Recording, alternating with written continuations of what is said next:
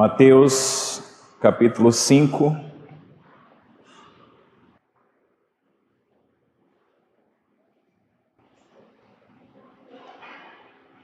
Vendo Jesus as multidões, subiu ao monte, e como se assentasse, aproximavam-se os seus discípulos, e ele passou a ensiná-los, dizendo: Bem-aventurados os humildes de espírito, porque deles é o reino dos céus. Bem-aventurados os que choram, porque serão consolados. Bem-aventurados os mansos, porque herdarão a terra. Bem-aventurados os que têm fome e sede de justiça, porque serão fartos. Bem-aventurados os misericordiosos, porque alcançarão misericórdia. Bem-aventurados os limpos de coração, porque verão a Deus. Bem-aventurados os pacificadores, porque serão chamados filhos de Deus. Bem-aventurados os perseguidos por causa da justiça, porque deles é o reino dos céus. Bem-aventurados sois quando por minha causa vos injuriarem e vos perseguirem e mentindo disserem todo o mal contra vós. Regozijai-vos e exultai, porque é grande o vosso galardão nos céus, pois assim perseguiram os profetas que viveram antes de vós. Oremos. Senhor nosso Deus e nosso Pai Celestial, estamos mais uma vez olhando para o texto sagrado aqui nesse trecho, a fim de entendermos a Tua Palavra, a fim de compreendermos o nosso coração com todas as nossas certezas a Tua Palavra. E não queremos só entendê-la, mas queremos também praticá-la, Senhor. Ser gracioso conosco, nos dê o Teu Espírito Santo e nos ajude, Senhor, a praticar, a viver a verdade da Escritura Sagrada. Em nome de Jesus nós oramos. Amém. Tomem assento, amados. Continuamos a nossa insistência em expressar o que é viver corandel. Nessa sequência, ou nessa série de sermões, estamos apurando a vida corandel a partir da obediência à lei de Deus no reino de Deus. E como tem sido difícil para nós essas questões? Temos olhado para isso no Sermão do Monte e repetitivamente temos dito que esse discurso é para os discípulos, para todos aqueles que querem de verdade seguir a Jesus. Esse discurso não foi proferido e não é para as multidões, mas para aqueles que querem de fato ser discípulos do Senhor. Os que têm essas características, eles se mostraram arrependidos dos seus pecados.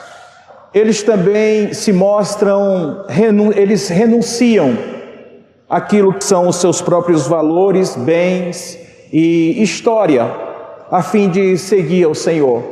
Esses discípulos também têm a capacidade de se assentar diante do seu Mestre Jesus, a fim de aprender a verdade da sua lei para praticarem nesse reino. Temos visto então 8 bem-aventuranças e já esclarecemos repetitivamente que esse termo bem-aventurados não tem a ver com a felicidade como nós entendemos e conhecemos socialmente, no geral, cultural. Essa felicidade não tem a ver com um estado de espírito, um estado de bem-estar, mas essa felicidade tem a ver com a satisfação e a plena convicção de que estamos no Senhor em obediência. E a consequência disso é que cada uma dessas bem-aventuranças prevê também uma recompensa. Iniciando com a primeira, dizendo que a recompensa é o reino dos céus. E aqui no versículo 10, a 8ª bem-aventurança fecha também com a questão de que a recompensa é o reino dos céus. Então isso tem a ver com uma eternidade. Isso tem a ver com o estado perfeito, absoluto, eternamente. E no domingo passado eu conversei com vocês e falei sobre o versículo 10, essa oitava bem-aventurança, e falei dos bem-aventurados os perseguidos por causa da justiça. E eu espero ter conseguido deixar claro que a justiça não tem a ver com a nossa lei, com a nossa Constituição, ou com o que nós imaginamos que é justo, mas tem a ver com a própria justiça de Deus, que não pode ser pensada de forma nenhuma desprendida também da misericórdia. Eu espero ter conscientizado a cada um de vocês também que o ser perseguido aqui não tem a ver com picuinhas de igrejas, não tem a ver com mimimis do meu coração, não tem a ver com circunstância relacional que eu vivo, quando de alguma maneira eu não sou compreendido, ou não sou bem-quisto, ou não consigo ser agradável a alguém, e tenho como isso uma resposta que me traga desconforto. Eu não posso chamar isso de perseguição por causa da justiça. Mas essa perseguição tem a ver com simplesmente essas características, ou características que formam a totalidade do caráter de um discípulo. E ser perseguido por causa da justiça é quando somos pobres de coração, quando somos aqueles que choram pela nossa própria circunstância pecaminosa e pelo pecado do mundo e de outros, que tem a ver com sermos mansos e termos fome e sede de justiça, como também sermos misericordiosos e como sermos limpos de coração e sermos pacificadores. Esse som não está bom, eu estou forçando demais a garganta aqui e não estou conseguindo ouvir a minha própria voz. Não sei se por causa de... Aí, melhorou.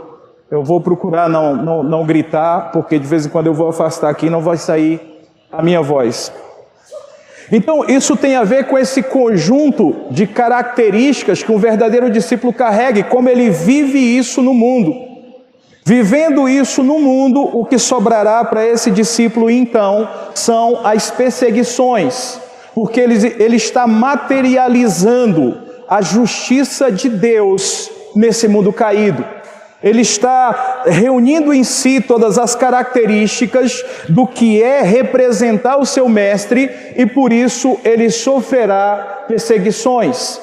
E eu espero que cada um que aqui está juntamente comigo já tenha entendido que essa perseguição, como disse John Stott, tem a ver com dois sistemas antagônicos.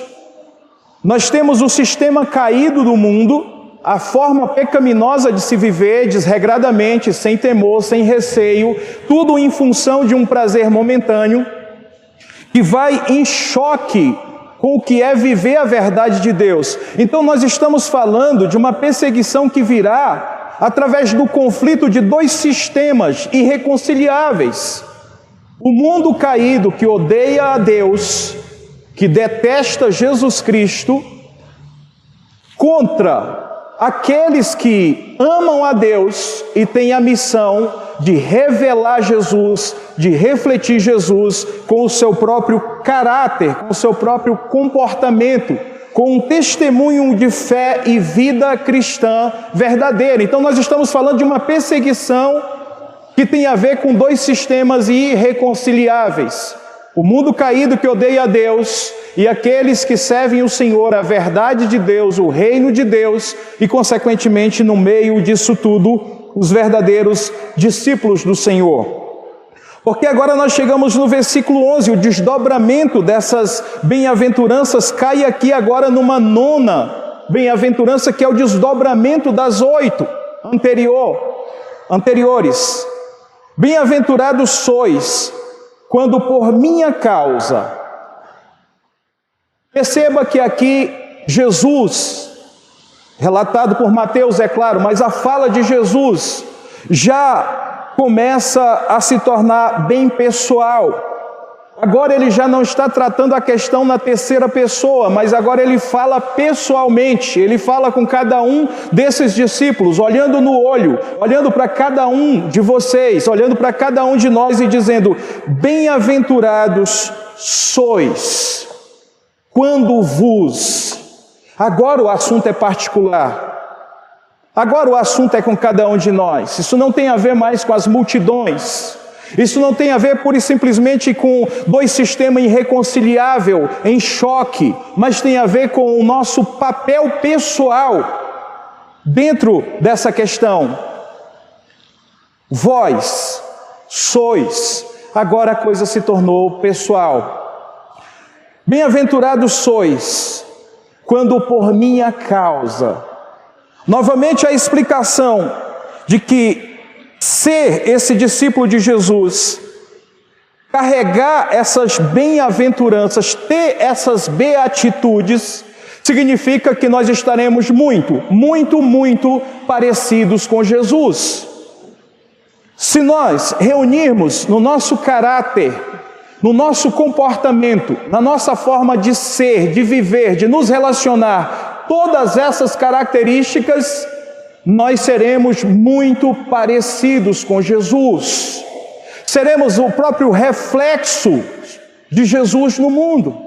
Seremos discípulos. O que vem a ser discípulo?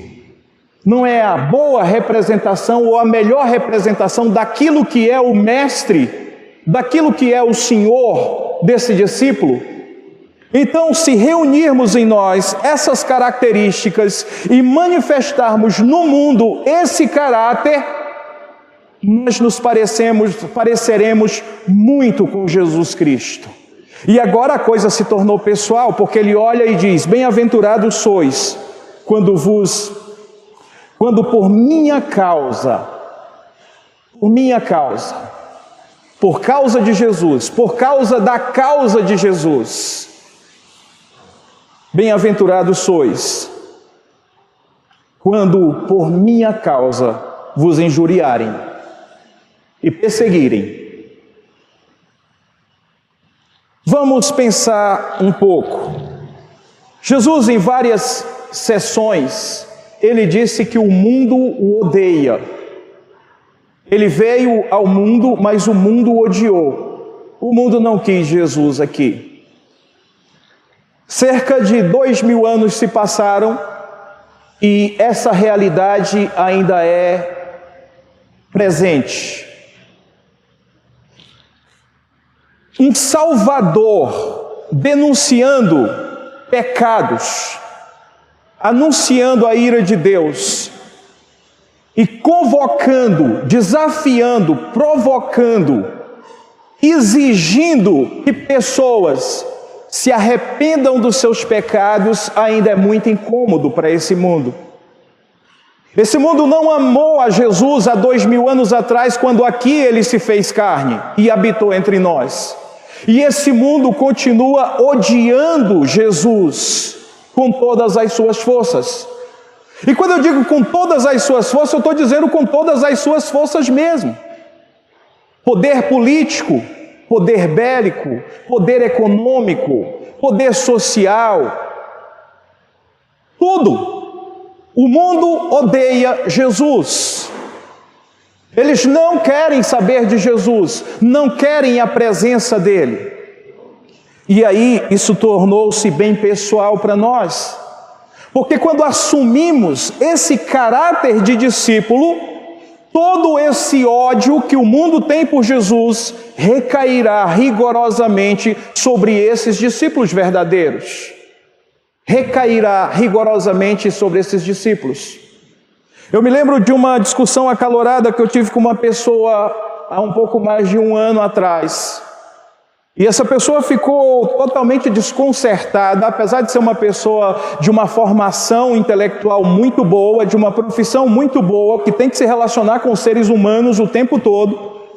Ela perdeu as estribeiras e ela foi extremamente desrespeitosa e agressiva comigo. Desrespeitosa e agressiva, e em público. E eu pedi a ela: calma, ei, o que está acontecendo? Se acalme, por que tanta agressividade? Deixe que as nossas ideias debatam, deixe que as nossas ideias briguem. Eu não sou teu inimigo, eu não estou com raiva de você, eu não estou te agredindo. E aí ela se revelou e disse: essa ideia que você tem de Jesus, ela é repugnante. Essa forma desse Jesus que você prega é odioso, eu não quero papo com um Deus assim. Eu interrompi a conversa e disse: então deixa eu entender e deixa eu denunciar mais um pecado seu. Não é de mim que você está com raiva. Você odeia Jesus. E essa sua agressividade comigo é simplesmente porque eu o represento. Essa sua agressividade, desrespeito comigo é simplesmente porque eu o represento. E depois isso teve um desfecho, mais ou menos, por enquanto, mais ou menos legal. Mas a verdade é que toda vez que você se posicionar publicamente ou individualmente como discípulo de Jesus, você recolherá sobre você o mesmo ódio que esse mundo tem por Jesus. E aí é onde eu recapitulo a minha fala no domingo passado, onde eu fui extremamente duro e chamei alguns de vagabundos do reino, porque não têm obrigação nenhuma no reino de Deus, não querem partilhar os seus dons, não querem refletir Jesus, nem dentro nem fora da igreja, porque o sistema do mundo é mais atraente, o aplauso do mundo é mais atraente do que receber em si o ódio, a indiferença, a rejeição, a agressão, a perseguição do mundo. Isso é preocupante. Isso é muito preocupante. Eu estou vendo as nossas crianças diante de um videogame com armas.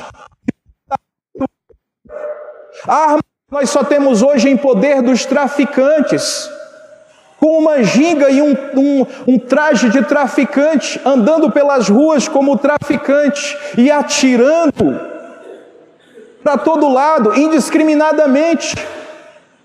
E eles querem ser como o personagem dos videogames. As nossas crianças, que tipo de discípulos eles serão? Eu estou vendo a nossa juventude se auto-pinchar, inchar o corpo todo, querendo imitar algum personagem que representa todo esse ódio contra Jesus. Sejam artistas da área da música, das artes cênicas ou dos esportes. Os jovens da igreja não estão querendo imitar os pastores. Eles não querem se parecer com os discípulos de Jesus. Eles querem se parecer com os artistas. Eles querem se parecer com os esportistas, que são a melhor representação no seu comportamento desregrado, desobediente e rebelde. São a melhor representação de um mundo que odeia Jesus.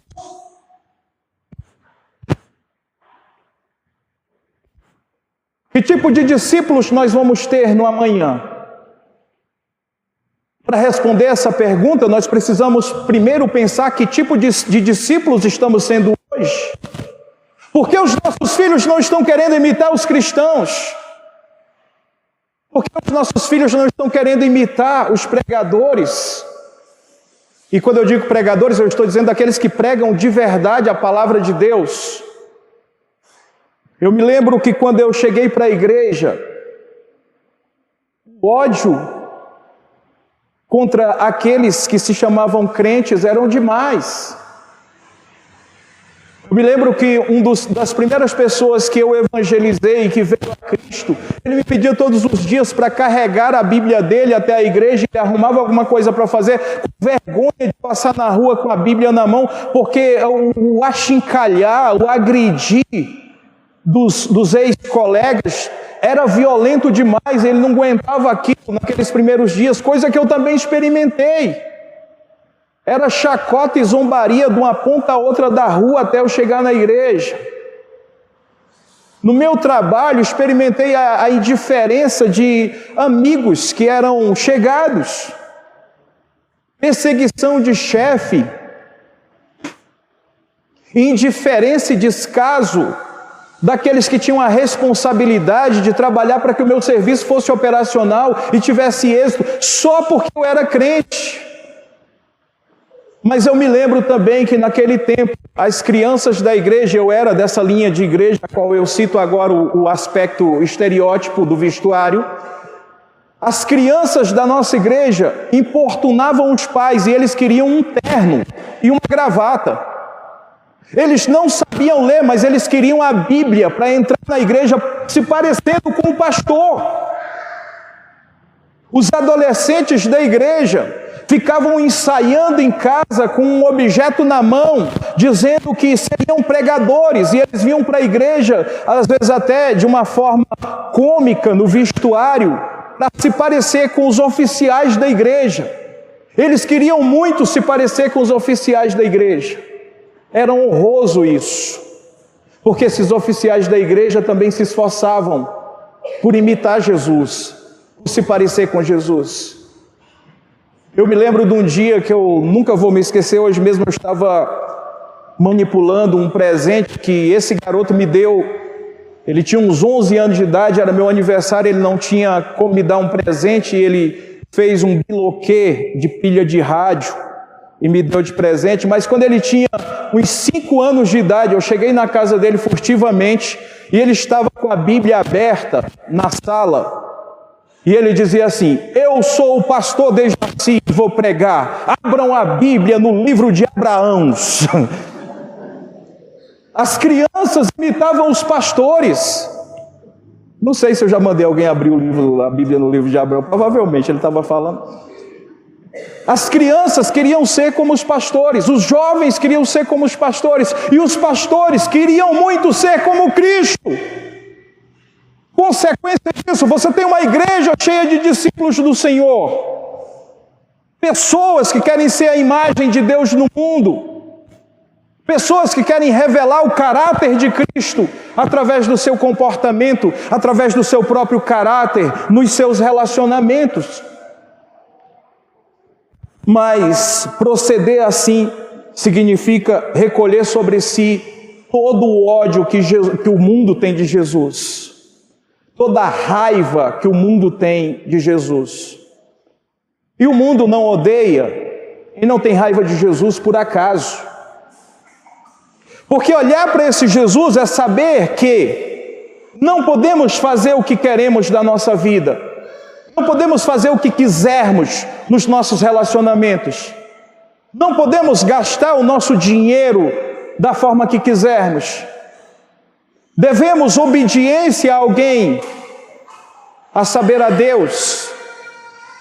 E o mundo não quer obedecer a Deus. E esse Jesus é uma pedra no sapato do mundo. Mais do que isso, ele é a luz, o farol que denuncia todas as trevas desse mundo.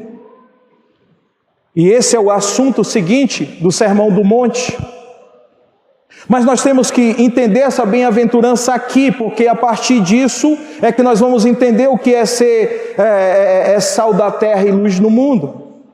Mas esse discípulo, ele será perseguido. E o que o Senhor está dizendo, registrado por Mateus, é: bem-aventurados sois quando por minha causa.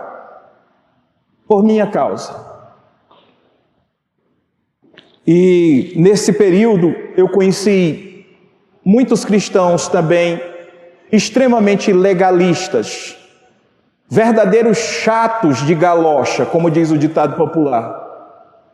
Gente cheia de hipocrisia, com coração imundo, vestido de aparência, uma lástima no meio da igreja, uma peste no meio do cristianismo. Um depoimento hipócrita do que é transformação verdadeira. E aqui no cenário de Jesus temos uma boa representação disso nos fariseus, que foram amplamente denunciados aqui quando coloca assim em choque a característica do discípulo verdadeiro com aqueles que têm a aparência de ser e não são, aqui a saber, os fariseus. E, lamentavelmente, existe na igreja ainda essa categoria de legalistas, pessoas que mostram um bom conhecimento bíblico, uma boa doutrina bíblica, uma moral aparentemente ilibada, mas com um coração cheio de rapina, de falsidade, de engano. São esses que semeiam contenda entre os irmãos. São esses os caluniadores e os perseguidores mais silenciosos e mais traiçoeiros no meio dos cristãos. Paulo faz menção deles também, dizendo que passou perigo no meio de falsos irmãos. E esses fariseus, eles estavam em toda parte, e eles estão em toda parte.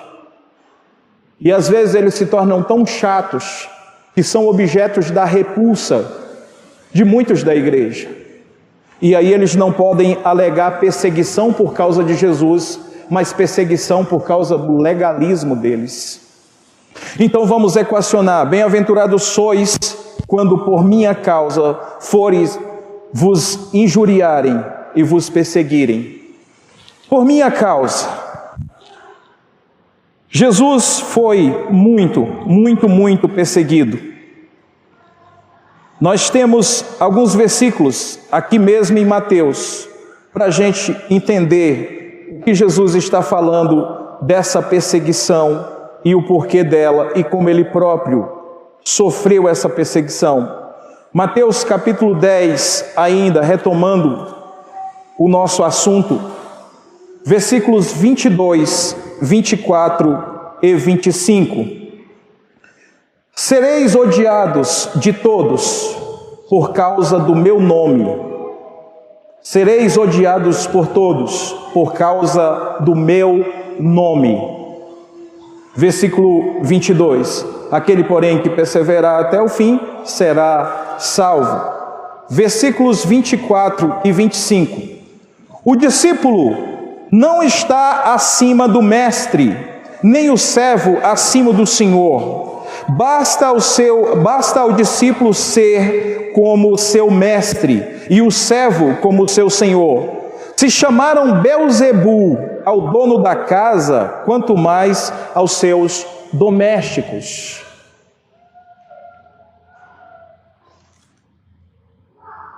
Sereis odiados de todos por causa do meu nome. Mas é assim mesmo.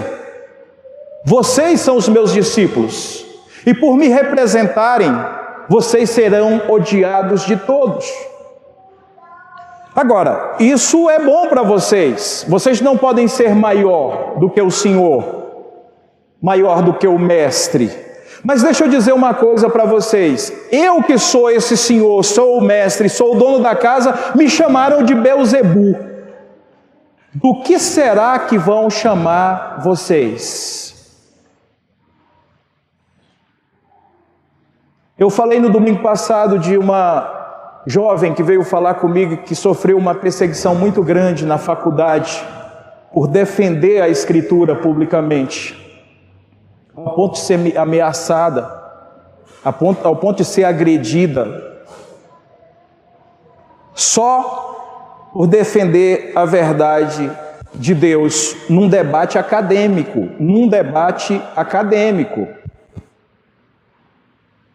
Olha que coisa terrível.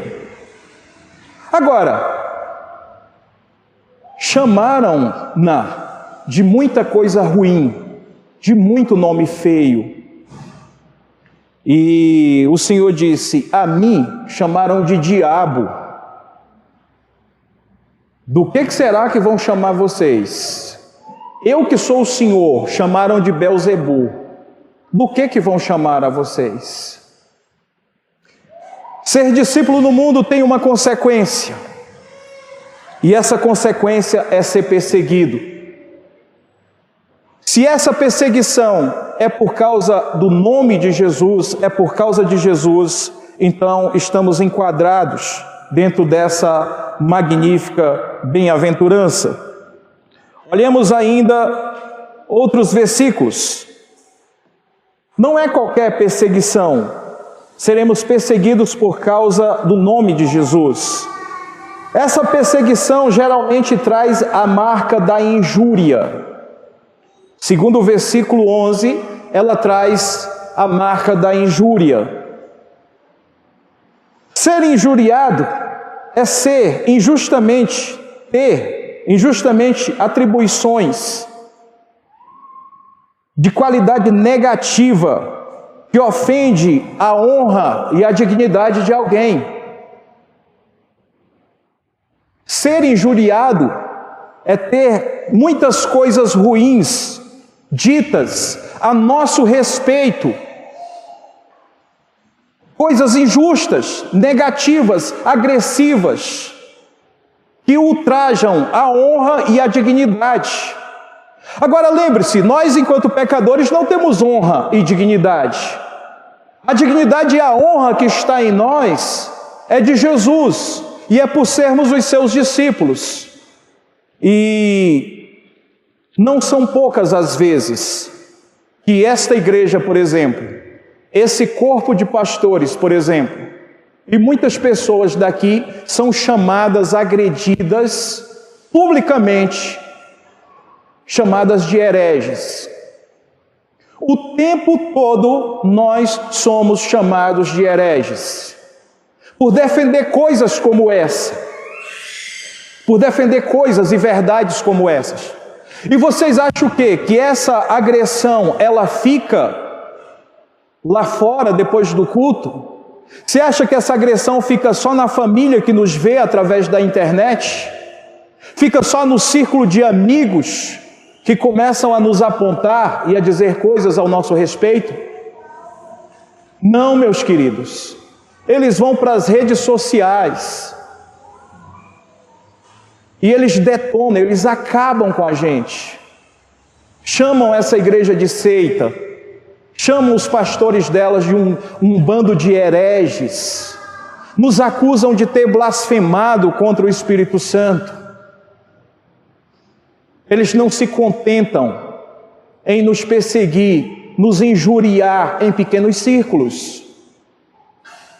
Há igrejas locais que mantêm os seus membros na rédea curta, e essas pessoas são proibidas de frequentar essa igreja, de ir a lugares que algum desses pastores, que são também professores da faculdade de teologia, estejam ministrando qualquer coisa.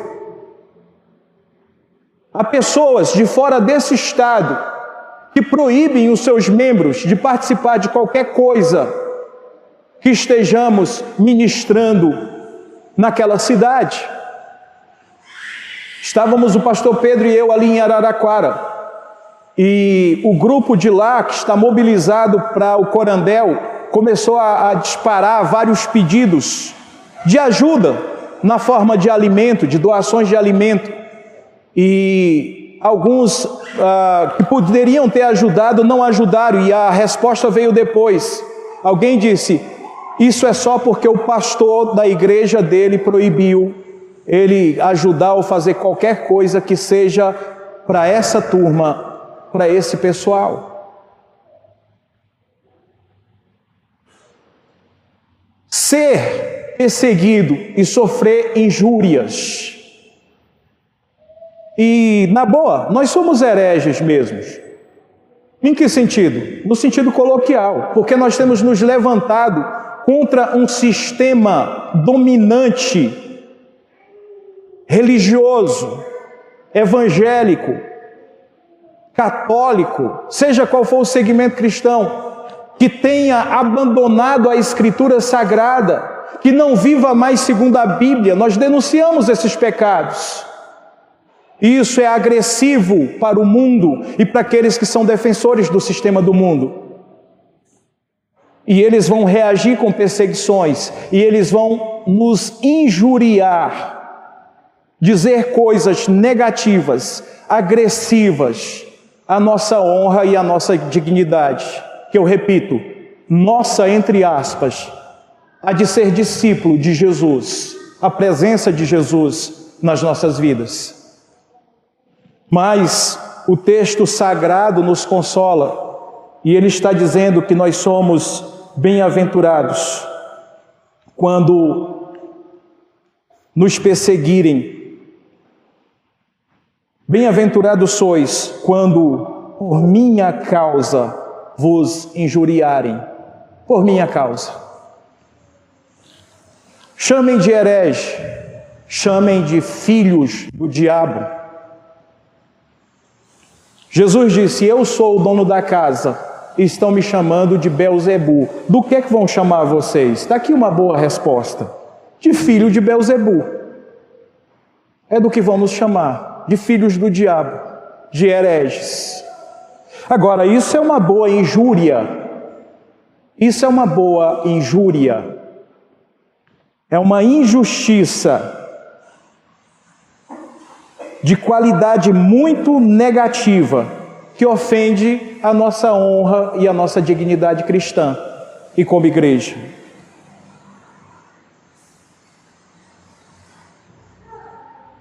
O versículo 11 continua dizendo: vos injuriarem e vos perseguirem e mentindo disserem todo mal contra vós.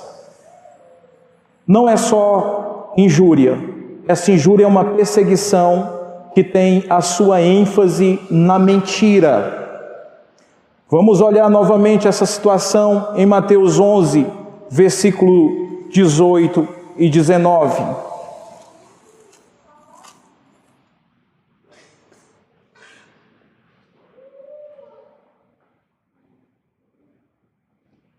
Pois veio João, que não comia nem bebia, e dizem: tem demônio. Veio o Filho do Homem, e que come e bebe, e dizem: eis aí um glutão e bebedor de vinho, amigo de publicanos e pecadores. Mas a sabedoria é justificada por suas obras. Olha, vamos perseguir. Vamos achar alguma coisa e perseguir. Está aqui Jesus falando. Está aqui Jesus falando: olha, vocês querem é perseguir, seus fariseus. Vocês querem é perseguir. Porque João Batista estava aqui e ele se vestia de pelo de animais e comia gafanhoto e mel silvestre. E vocês diziam: João Batista está cheio de demônio. Veja, ele não come nem bebe. Agora está alguém aqui que come e bebe. Vocês olham e dizem: está aí um glutão, está aí um bebedor de vinho, está aí um pecador que se ajunta com pecadores. Perseguição, a perseguição é mentirosa. Ela é baseada na mentira. O que eu quero de fato é perseguir. E Jesus não era glutão, nem era beberrão, nem era amante de pecado nenhum. Mas eles, mentindo, diziam esse mal contra Jesus. O que vão dizer então da gente? Se não desfrutarmos da nossa liberdade cristã, nós somos religiosos ignorantes, que estamos nos privando de coisas que foi Deus mesmo quem criou e abençoou. Se nós desfrutarmos da liberdade que o Espírito nos dá, que a Escritura nos confere, que Jesus pagou um preço por nós, para podermos vivermos essa liberdade para a glória de Deus, então somos uma igreja de cachaceiros. Uma igreja de cachaceiros. Eles querem é perseguir. Isso nos faz bem-aventurados. Mateus 12, 1 diz assim, e em seguida nós vamos para o versículo 14. Porque aquele tempo, em dia de sábado, passou Jesus pelas searas. Ora, estando os seus discípulos com fome, entraram a colher espiga e a comer. Versículo 14. Retirando-se, porém, os fariseus conspiraram contra ele sobre como lhe tirariam a vida. Nessa o que está acontecendo no capítulo 12 é Jesus ensinando a espiritualidade da lei. Lembre-se, nós queremos viver a lei de Deus no reino de Deus, mas nós queremos vivê-la conforme Deus espera que nós vivamos e não segundo os fariseus. E os fariseus acusaram a Jesus e os seus discípulos porque eles tinham fome, passaram pela seara e colheram algumas espigas simplesmente para comer. E eles foram acusados disso. Quando Jesus faz essa defesa, diz: olha, não leste a lei que os sábados, os sacerdotes no templo violam o sábado e ficam sem culpa? Pois eu vos digo, aqui está alguém que é maior que o templo, mas se vós soubesseis o que significa misericórdia quero e não holocausto, não tereis condenado a inocentes. Jesus faz toda essa defesa da questão da lei sendo vivida e como essa lei não é quebrada quando a ação é um ato de misericórdia. Por mais que nós aqui tentemos guardar o dia do Senhor não trabalhando, mas nós 4 aqui, devidamente trajados hoje, mais os diáconos aqui espalhados na igreja, estamos trabalhando hoje. Que serviço nós estamos fazendo? O culto ao Senhor, a liturgia, o serviço ao Senhor. E nós não estamos quebrando a lei. E foi essa defesa que Jesus disse. E por causa dessa defesa da lei de Deus sendo vivida espiritualmente, olha o que acontece no versículo 14. Porém os fariseus conspiravam contra ele sobre como lhe tirariam a vida. Praticar a lei de Deus, defender a espiritualidade da lei de Deus, viver a misericórdia ordenada pela lei de Deus, significa correr risco de ser morto. A perseguição pode chegar nesse nível. Como é que nós vamos fazer para acabar com esse discípulo? Ainda uma passagem, alguns versículos, eu vos proponho no capítulo 12, versículos 22 até o 24. Então lhe trouxeram um endemoninhado, cego e mudo, e ele o curou, passando o mudo a falar e a ver. E toda a multidão se admirava e dizia: é este porventura o filho de Davi? Mas os fariseus, ouvindo isso, murmuravam: este não expele demônios, senão pelo poder de Belzebu, maioral dos demônios. Estão entendendo isso? O que o versículo 11 está nos dizendo é que nós somos bem-aventurados quando, por causa de Jesus, nos injuriarem e nos perseguirem e mentindo disserem todo o mal contra nós. Perceba que está no pessoal aqui. Sois e vós. Aqui agora a coisa ficou pessoal, eu repito. Nos enquadrar nesse caráter, viver e praticar esse caráter, significa ser perseguido, mas significa ser perseguido por causa de Jesus. E haja injúria, e haja mentira, e haja perseguição. Vão dizer muito mal contra nós.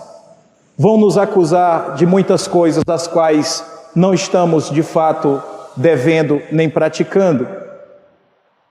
Não raras vezes, quando fazemos a opção pela prática da palavra de Deus em detrimento à omissão, pessoas muito queridas automaticamente se tornam inimigas e perseguidoras lá fora, por onde passam e nas redes sociais. Por enquanto está só nesse nível, mas se aproxima o tempo aonde a perseguição capital vai se instalar, aonde aqueles que são verdadeiramente discípulos do Senhor pagarão por isso com a sua própria vida. Mais do que nunca se aproxima uma perseguição estatal. Mais do que nunca se aproxima uma perseguição do Estado. Nós estávamos com um grupo ali em Araraquara, um grupo da nossa igreja, e esse grupo se posicionou publicamente nos debates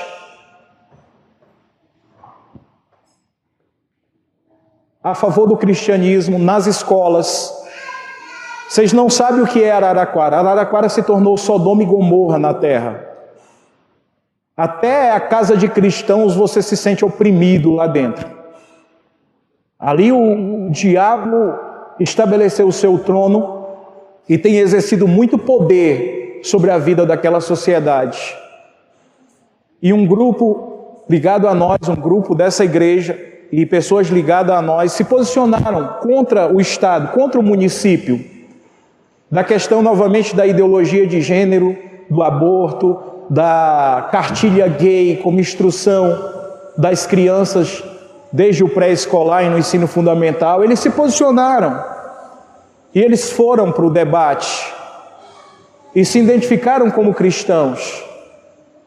E pelo menos em 2 situações apanharam até de sandália no rosto. Por isso. Esses cristãos têm as suas placas de carro rastreadas na rua, com ordem da prefeitura.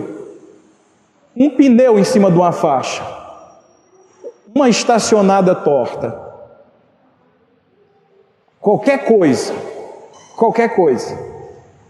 Esses cristãos são rastreados lá de tudo quanto é maneira. E eles estão realmente com receio de uma perseguição muito mais perigosa lá. Uma coisa é você estar na capital federal e outra coisa é você estar num estado interiorano, onde um poder político anticristão tem o domínio absoluto das leis locais, das autoridades que exercem essa lei local, da imprensa local e da opinião pública majoritária. Eles estão sofrendo algumas coisas lá, bem mais do que nós aqui. Viemos o pastor Pedro e eu conversando no caminho, ele disse: cara, até quando ou até que ponto é esse o comportamento que nós devemos ter? Vão nos bater de sandália no rosto, vão nos agredir fisicamente e ficaremos calados? Como é que é isso? O que a Bíblia está dizendo sobre isso? E essa coisa está se intensificando. Talvez nós estejamos nos aproximando de um tempo escatológico, onde aquele que é limpo, limpe-se mais, e aquele que é sujo, suje-se mais ainda. Mais do que nunca nós estamos nos aproximando de um tempo, onde Deus novamente mostrará na terra a diferença entre o joio e o trigo. Mais do que nunca estamos nos aproximando de um tempo escatológico, onde Deus tornará conhecido novamente a diferença entre o ímpio e o justo, entre o que serve a Deus e o que não serve. Temos sido discípulos do Senhor, nós nos enquadramos nessas bem-aventuranças, especialmente nessa de ser perseguido por causa de Jesus. Pensemos sobre isso essa semana. Teremos uma quebra nessa sequência no domingo que vem e retomaremos posteriormente a seguir para concluirmos esse sermão ou esses sermões aqui nas bem-aventuranças. Curvem a vossa cabeça. Senhor Deus e Pai de amor, nos colocamos confessos diante de Ti, admitindo, Senhor, que nos falta muita fidelidade, nos falta um bom posicionamento para que o discipulado apareça nas nossas vidas por meio do testemunho, através dos relacionamentos e das respostas que damos a este mundo que Te odeia e que Te persegue. Pedimos ao Senhor força de Ti mesmo e do Teu Espírito para que sejamos fiéis ao Senhor em todo o tempo. Nos ajude, Senhor, querer nos parecer com o Senhor, nos parecer com os apóstolos, nos parecer com os profetas. Nos ajude a sermos fiéis ao Senhor nesse tempo. Em nome de Jesus nós oramos. Amém.